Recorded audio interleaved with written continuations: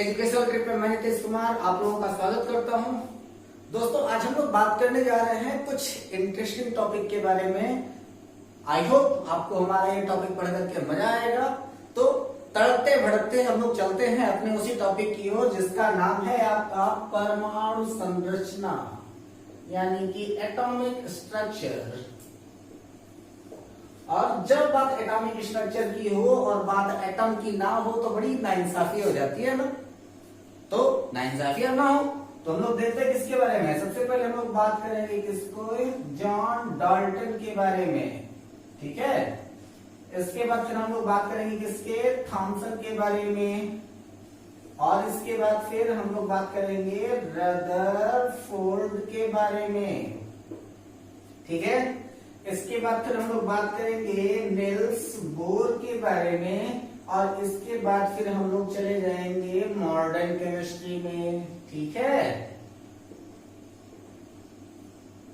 और modern chemistry में इनका कॉन्सेप्ट क्या क्या कहता है उसके बारे में हम लोग बड़ी अच्छी तरीके से बात करेंगे, एकदम मस्ती मजाक में। कोई भी टेंशन लेने की बात नहीं है, सब लोग हंसते रहो मुस्कुराते रहो। और देखते हैं इस इंटरेस्टिंग फैक्ट के बारे में कि क्या क्या फैक्ट कैसे कैसे कहता है, मजा आएगा आप लोगों को। लेकिन यार आप लोग के साथ बड़ी नाइंसाफी करते हो आप लोग हमारे साथ। इतनी मेहनत करो आपके लिए और आप लोग पूरा वीडियो देखते ही नहीं हो। थोड़ा सा आप वीडियो को पूरा देखें तभी आप सही तरीके से आनंद ले पाएंगे, वीडियो को समझ पाएंगे, कॉन्सेप्ट को सही तरीके से समझ पाएंगे और उसको आप लोग अपने लिए यूज कर पाएंगे अपने एग्जामिनेशन में। चलिए फिर देखते हैं इनके बारे में। सबसे पहले हम लोग बात करते हैं क्या परमाणु क्या है, ठीक है। तो परमाणु के बारे में हमने पहले ही कहा था कि परमाणु वह छोटा से छोटा कण है जिसे विभाजित किया जाना संभव नहीं है, ठीक है। यानी कि परमाणु वह छोटा से छोटा कण है जिसे विभाजित किया जाना संभव नहीं है। वह 3 प्रकार के मूल कणों से मिलकर के बना होता है जिसको हम लोग कहते हैं इलेक्ट्रॉन, प्रोटॉन, न्यूट्रॉन। यानी कि यहाँ पर सबसे पहले जब परमाणु का सिद्धांत दिया तो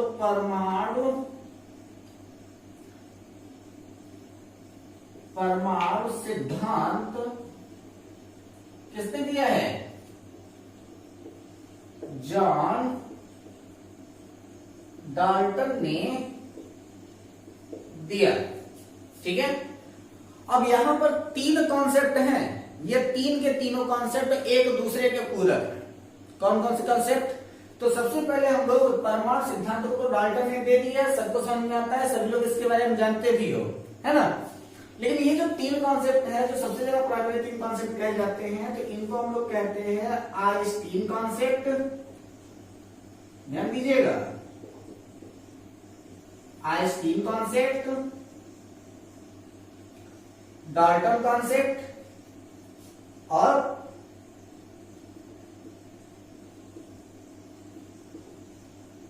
लेवोसियर कॉन्सेप्ट, ठीक है। आइंस्टीन कॉन्सेप्ट, डाल्टन कॉन्सेप्ट और लेवोसियर कॉन्सेप्ट यानी कि आइंस्टीन का सिद्धांत, डाल्टन का सिद्धांत और लेवोसियर का सिद्धांत, तीनों के तीनों सिद्धांत एक ही है, सिर्फ और सिर्फ समझने की फेर है। क्यों, क्योंकि यहां पर एक शब्द दिया गया है कि ब्रह्मांड की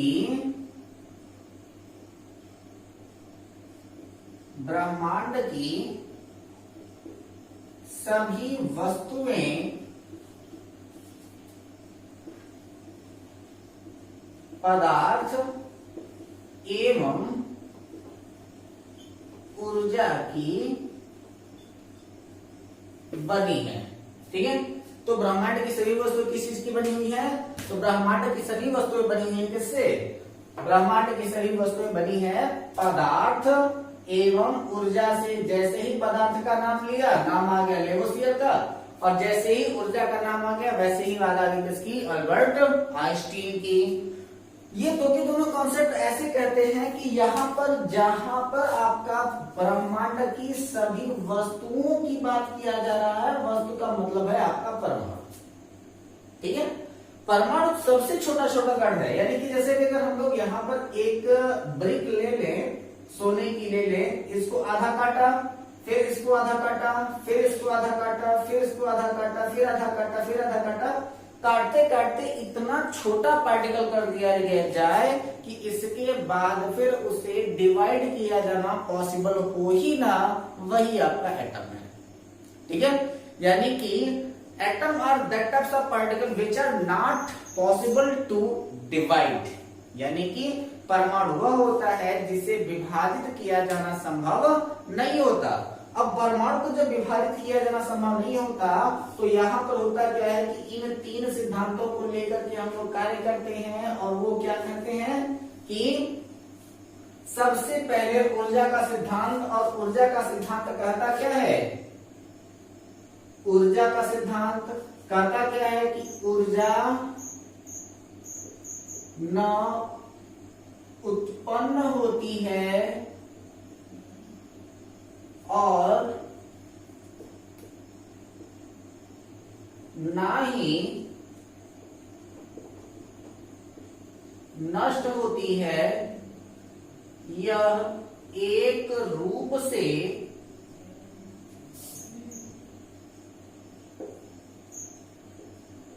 दूसरे रूप में परिवर्तित होती है। ठीक है, तो ऊर्जा न तो उत्पन्न होती है और ना ही नष्ट होती है, इसलिए एक रूप से दूसरे रूप में परिवर्तित होती है। फॉर्मूला जनरेट किया जाता है इसके लिए, relativity theory is equal to mc square, जिसको हम लोग द्रव्यमान ऊर्जा का सिद्धांत के ही नाम से जानते हैं। दूसरा सिद्धांत आता है आपके पदार्थ के लिए। ठीक है, और पदार्थ क्या कहता है कि पदार्थ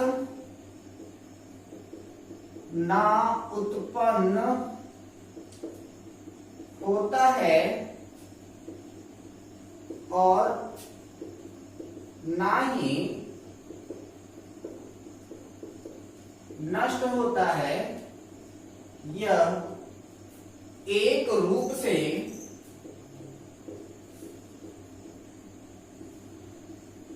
दूसरे रूप में परिवर्तित होता है। ठीक है, यानी कि पदार्थ के लिए भी सेम कॉन्सेप्ट है कि पदार्थ भी ना तो उत्पन्न होता है और ना ही नष्ट होता है, और ऊर्जा भी ना तो उत्पन्न होती है और ना ही नष्ट होती है। बात की जा रही है क्या, ब्रह्मांड की सभी वस्तुएं पदार्थ एवं ऊर्जा से बनी होती हैं, यानी कि जब हम परमाणु की बात करेंगे तो परमाणु भी क्या होता है कि परमाणु ना तो उत्पन्न होता है ना ही नष्ट होता है, यह एक रूप से दूसरे रूप में परिवर्तित होता है। ठीक है, तो जब यहां पर ये तीन कॉन्सेप्ट आ जाते हैं तो ये तीन के तीनों, चाहे ऊर्जा हो, चाहे पदार्थ हो, चाहे परमाणु हो, चाहे ये किसी भी तरीके से बात करें, प्रत्यक्ष या परोक्ष रूप से दोनों एक दूसरे के पूरक होते हैं, वैसे ही बात करते हैं जैसे कि इनकी आवश्यकता होती है। जब परमाणु के लिए हम लोग कहते हैं तो परमाणु क्या कह रहा है कि परमाणु न तो उत्पन्न होता है और ना ही नष्ट होता है, इसे दूसरे रूप में परिवर्तित किया जा सकता है। और जब ये दूसरे रूप में परिवर्तित होता है तो इसका बड़ा कण जो होता है वो आपका अणु कहा जाता है, और अणु दो प्रकार के होते हैं, एक को हम लोग कहते हैं तत्व के अणु, दूसरे को हम लोग कहते हैं यौगिक के अणु। अब तत्व के अणु और यौगिक के अणु क्या होते हैं इसके बारे में आपको पिछले वीडियो में बताया जा चुका है, जब हमने सबसे पहला वीडियो आपके लिए दिया था उसी में हमने आपको बता दिया था कि जो आपके तत्व के अणु हैं और जो आपके यौगिक के अणु हैं उनके बीच में क्या अंतर होता है।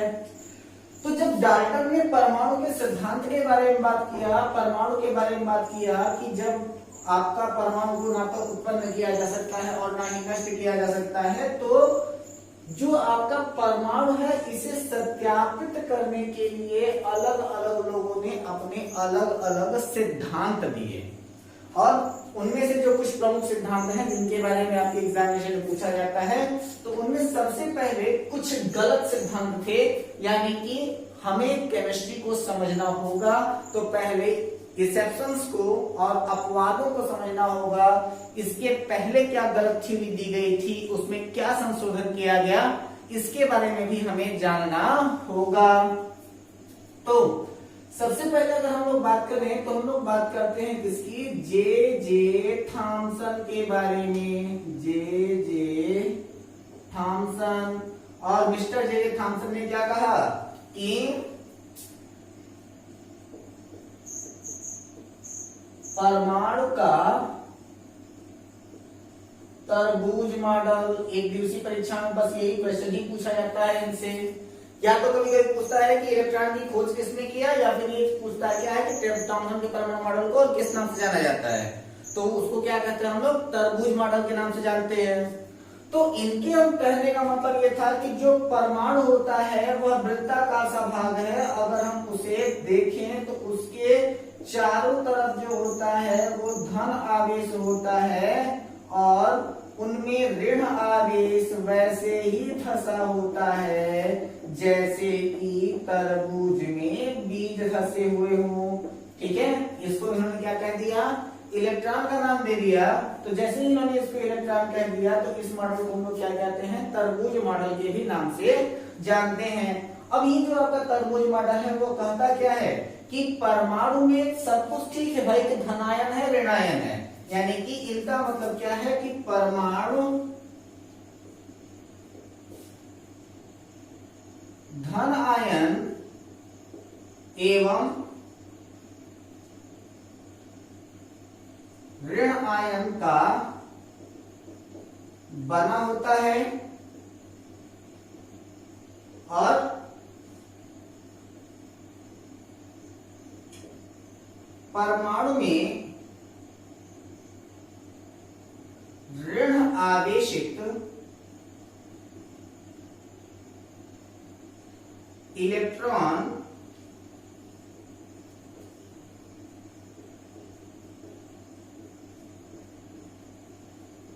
धसे होते हैं। और जब इलेक्ट्रॉन धसे हुए होंगे यानी कि इनमें इलेक्ट्रॉन कभी भी मूव नहीं कर रहा होगा, तो वह किसी भी अदर के साथ रिएक्शन नहीं कर सकता, यानी कि बॉन्ड नहीं बना सकता। और जब यह बॉन्ड नहीं बना सकता है तो कभी भी मॉलिक्यूल्स का फॉर्मेशन नहीं करेगा, और मॉलिक्यूल्स का फॉर्मेशन नहीं करेगा तो यह एटम सिर्फ और सिर्फ एटम रह जाएगा, कभी भी मॉलिक्यूल नहीं बन पाएगा। जिसकी वजह से इनका जो परमाणु सिद्धांत था वो गलत हो गया, और इनके इस परमाणु सिद्धांत के बाद जो अगला सिद्धांत आया वह आपका रदरफोर्ड का सिद्धांत कहा जाता है। रदरफोर्ड भी कुछ ज्यादा सही तो नहीं कर पाए, लेकिन उन्होंने दो तीन चीजें काफी अच्छी कर दिया था, जिसकी वजह से रदरफोर्ड का परमाणु मॉडल कुछ हद तक यूजफुल माना जाता है। ज्यादा यूजफुल नहीं होता वो, लेकिन कुछ हद तक यूजफुल होता है। तो उन्होंने सबसे पहले कहा क्या कि परमाणु जो होता है वो उसका सेंट्रल पार्टिकल होता है, यानी कि परमाणु में धन आवेशित नाभिक होता है। पहली बात क्या है, रदरफोर्ड की बात कर रहे हैं हम लोग। तो रदरफोर्ड ने क्या कहा कि परमाणु में धन आवेशित नाभिक होता है। ठीक है, और जब परमाणु में धनावेशित नाभिक होता है तो उसके चारों तरफ जो है वो आपके इलेक्ट्रॉन चक्कर लगा रहे होते हैं। ठीक है, और यहाँ पर जब इलेक्ट्रॉन चक्कर लगा रहा है तो इसके लिए उन्होंने कुछ अलग सिद्धांत दिया। उन्होंने क्या किया कि परमाणु में धन आवेशित नाभिक होता है, और परमाणु की कक्षा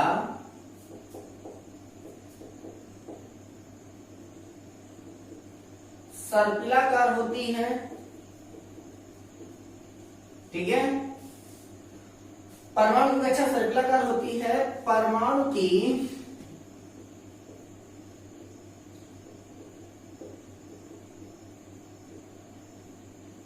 सर्पिलाकार कक्षा में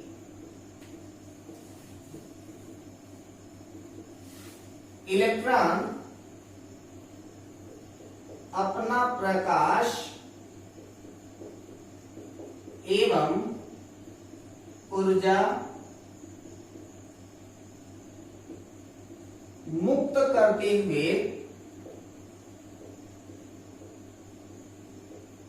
घूमते हैं। ठीक है, तो इससे हुआ क्या कि रदरफोर्ड ने परमाणु नाभिक की खोज किया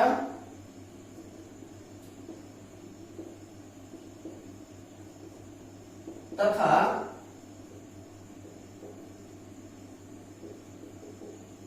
धन कणों को प्रोटॉन नाम दिया।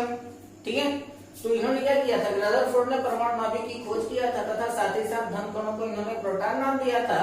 और ये क्या कह रहे हैं कि सर्पिलाकार कक्षा में चक्कर लगाते हुए इलेक्ट्रॉन लगातार अपने प्रकाशीय ऊर्जा का उत्सर्जन करता है, और जब परमाणु में जो आपका इलेक्ट्रॉन है वो लगातार अपनी ऊर्जा का विनाश करेगा, प्रकाश ऊर्जा को क्षय करेगा, तो बाहर से तो इसको ऊर्जा मिल नहीं रही, तो जिसकी वजह से यह इलेक्ट्रॉन धीरे धीरे अपनी ऊर्जा को खोता हुआ धीरे धीरे नाभिक के समीप आता जाएगा, और एक ऐसी स्थिति आएगी जब यह नाभिक में गिर जाएगा, और जैसे ही यह नाभिक में गिरेगा उस समय आपका एटम यानी कि परमाणु ही क्या हो जाएगा, ब्लास्ट कर जाएगा। तो रदरफोर्ड का परमाणु मॉडल परमाणु के अस्तित्व की व्याख्या करने में असफल रहा। तो रदरफोर्ड का परमाणु मॉडल परमाणु के अस्तित्व की व्याख्या करने में असफल रहा। ठीक है, और जैसे ही इनका परमाणु मॉडल परमाणु के अस्तित्व की व्याख्या करने में असफल रहा, मौका मिला किसे, नील्स बोर को। और नील्स बोर ने अपने परमाणु में ये बताया कि देखो भैया, ये जो रदरफोर्ड बता रहा है ना, इनकी बातों के ऊपर भरोसा मत करना, क्योंकि अगर इनकी बातों पर भरोसा किया तो पछताना पड़ेगा, है ना। तो आप इनकी बातों पर भरोसा करके पछताने से अच्छा है कि मेरे ऊपर भरोसा करके थोड़ा सा कुछ सीख लो।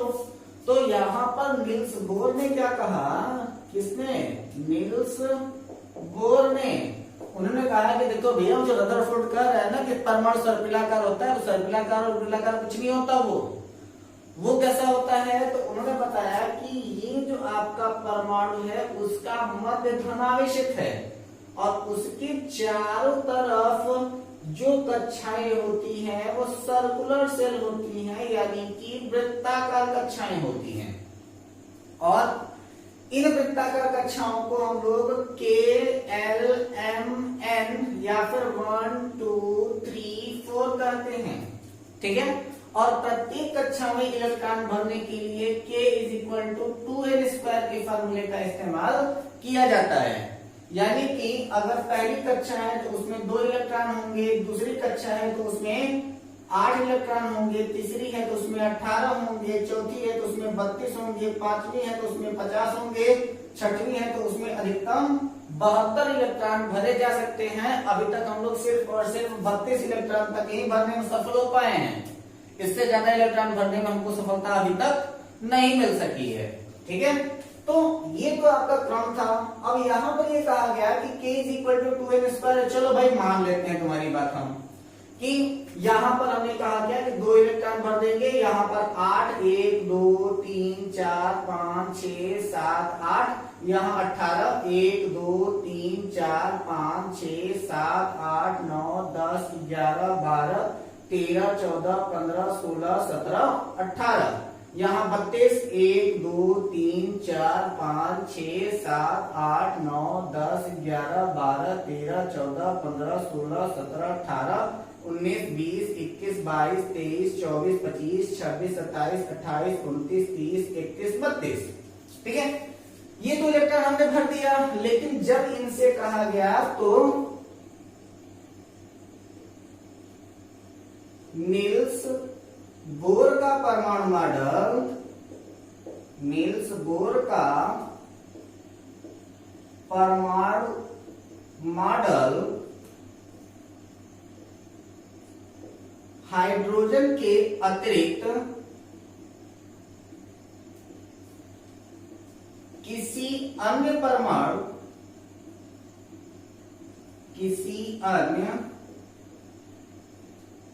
परमाणु के अस्थायित्व की व्याख्या करने में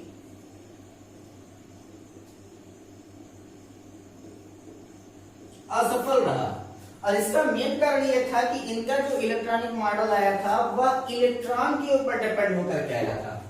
तो इलेक्ट्रॉन के ऊपर जैसे ही ये डिपेंडेंसी इन्होंने दिखाया तो इनको लग रहा था कि ये कई सारे एटम्स को एक्सप्लेन कर रहे हैं, लेकिन वह सारे के सारे एटम्स को एक्सप्लेन नहीं कर पा रहे थे। जैसे कि इन्होंने कहा क्या कि हाइड्रोजन He+, Be++ और Li++ के लिए इन्होंने अपना मॉडल दिया। तो यहां पर H तो ठीक है, He+ का मतलब क्या है कि हीलियम एटॉमिक नंबर 2 एक इलेक्ट्रॉन निकल गया बचा एक, बेरिलियम एटॉमिक नंबर 3 2 इलेक्ट्रॉन निकल गया बचा एक, लिथियम एटॉमिक नंबर 3 इसमें से 2 इलेक्ट्रॉन निकल गया बचा कितना, एक। तो ये तो तीन के तीनों जो थे वो इलेक्ट्रॉन के आधार पर तो एक ही एटम हुए, लेकिन इनको लग रहा था कि हम 4 की एक्सप्लेनेशन कर रहे हैं, लेकिन ये कर केवल किसके बारे में रहे थे, हाइड्रोजन के बारे में दे रहे थे। तो इनका परमाणु मॉडल जो था वो केवल हाइड्रोजन के अस्तित्व की व्याख्या कर सका, किसी भी और के परमाणु के अस्तित्व की व्याख्या करने में ये असफल रहा। और इनकी असफलता का कारण ये जो था वह कई सारे लोग थे जो इनके पीछे पड़े हुए थे, लेकिन इन्होंने जो सीरीज दिया था, यानी कि जिस सीरीज को हम लोग बात करते हैं उस सीरीज को क्रम कभी कभी एग्जामिनेशन पूछा जाता है, और वह आपका सीरीज है क्या कि लाइमर सीरीज, लाइमर श्रेणी, बामर श्रेणी, पास्चन श्रेणी,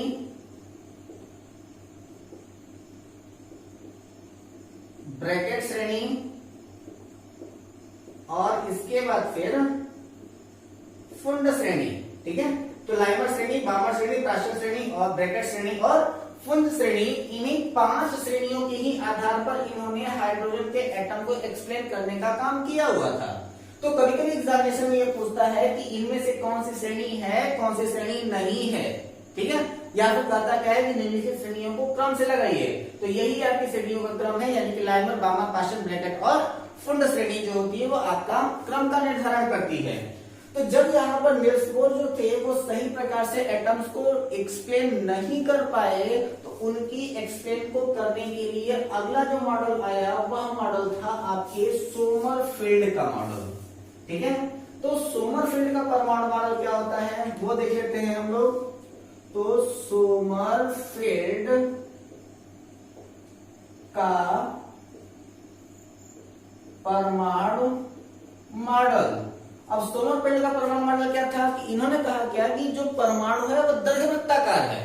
तो परमाणु क्या है, धन आवेशित तो है, अब परमाणु क्या है, धन दीर्घवृत्ताकार है, और जब दीर्घवृत्ताकार है तो जब ये आपस में घूमते हैं तो किसी न किसी एक पॉइंट पर एक दूसरे को काटते भी हैं, और जब ये एक दूसरे को काटते हैं तो ऐसी कंडीशन में होता क्या है कि वहां पर कक्षाओं के साथ साथ उपकक्षा का निर्माण होता है। ठीक है, यानी कि निल्स बोर का जो सिद्धांत था वो कक्षा का सिद्धांत था, और सोमरफेल्ड का जो परमाणु मॉडल था वो उपकक्षा का सिद्धांत था। और इनके उपकक्षा के आधार पर इन्होंने कहा कि यहाँ पर जो ऑर्बिटल्स बनते हैं वह ऑर्बिटल्स कौन कौन से होते हैं, S, P, D, F।